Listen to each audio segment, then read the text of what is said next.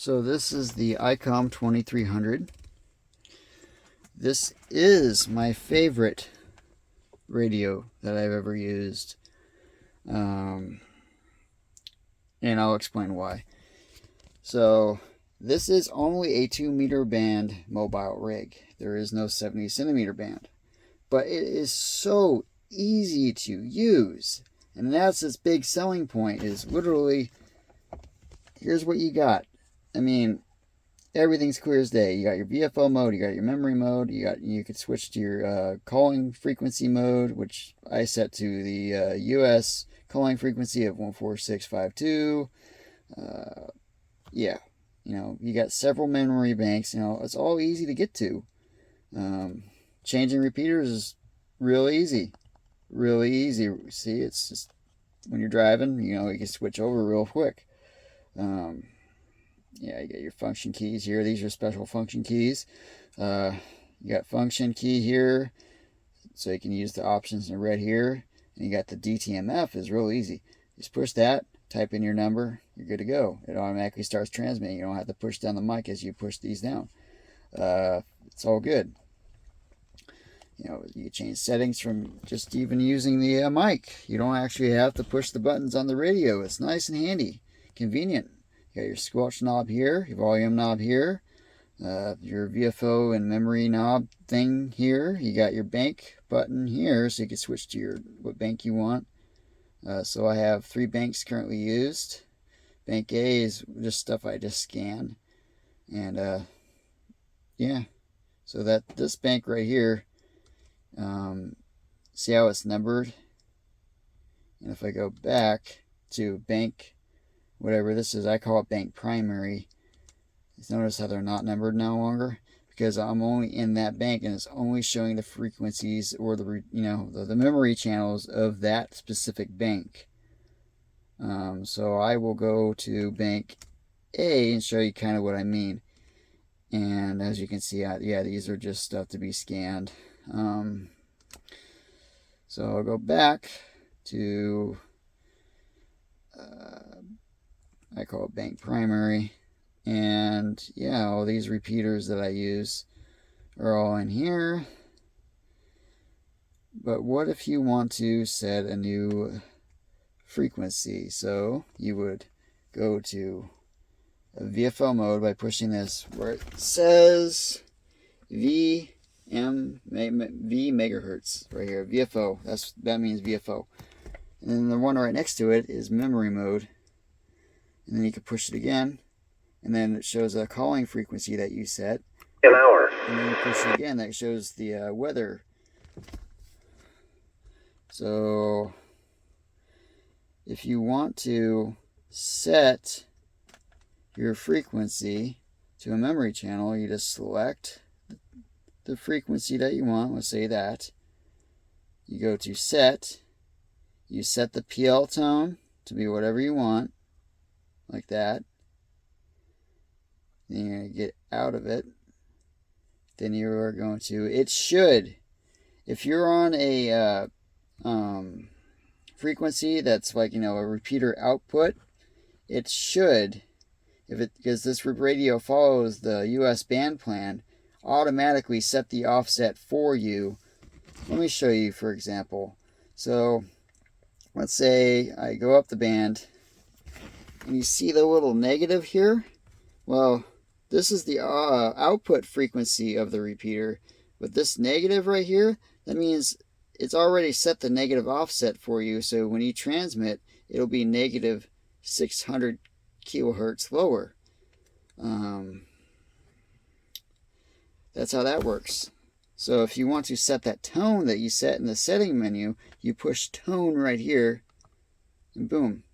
You get this little music note, but that is signifying the transmit CTCSS tone is set. And if you hit it again, then the receive is also set.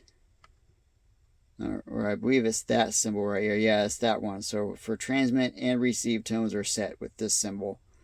And there's a whole bunch of other ones that I do not use, and I have to read up more on the manual what each one specifically does. I mean, it's been a while since I've actually read the manual, not gonna lie. So right here, mid-low means 10 watts power. So it's like the lower mid power. So there's 4 power options. You have high of 65 watts.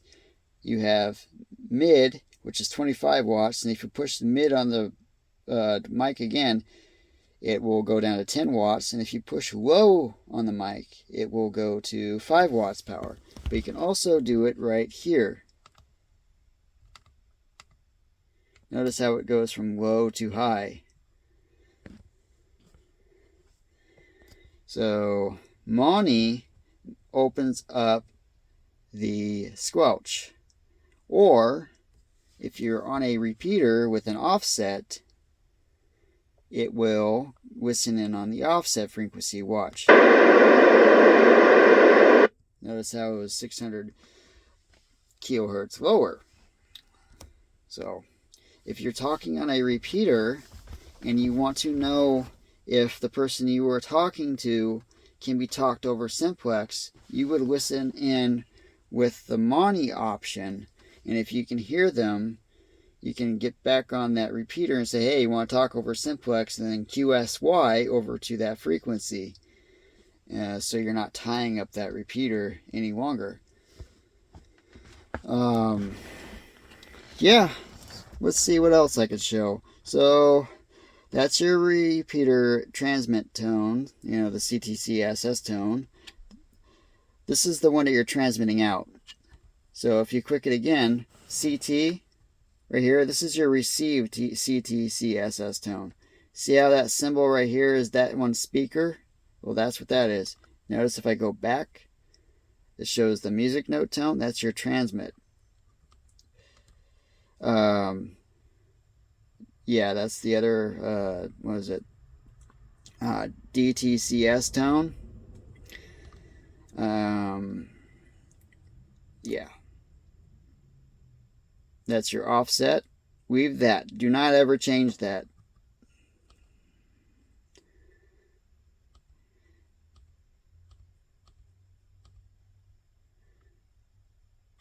And DIM changes the brightness of the display.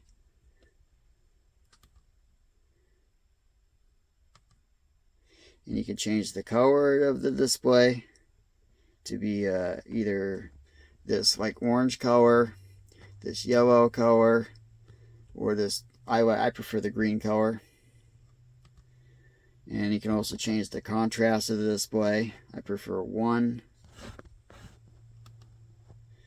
You can turn off the transmit so you can only receive on that frequency. You can also change the radio from wideband to narrowband, but I highly discourage that because in the US, over 2 meters, it's basically all wideband anyways. If you go to Europe, everything's narrowband from my best understanding. So if this radio wanted to be used in Europe, it would have to be set to narrowband. Yeah, so mic gain, there's 2 options. This thing pretty much has like an automatic mic gain of low and high.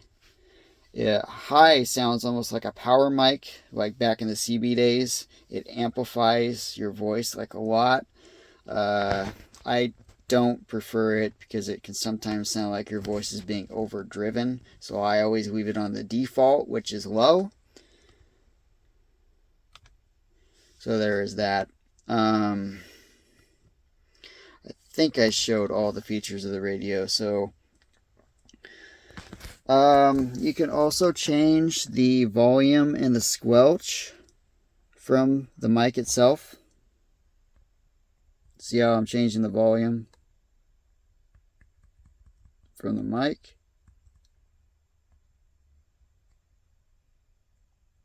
You can also change the squelch from the mic.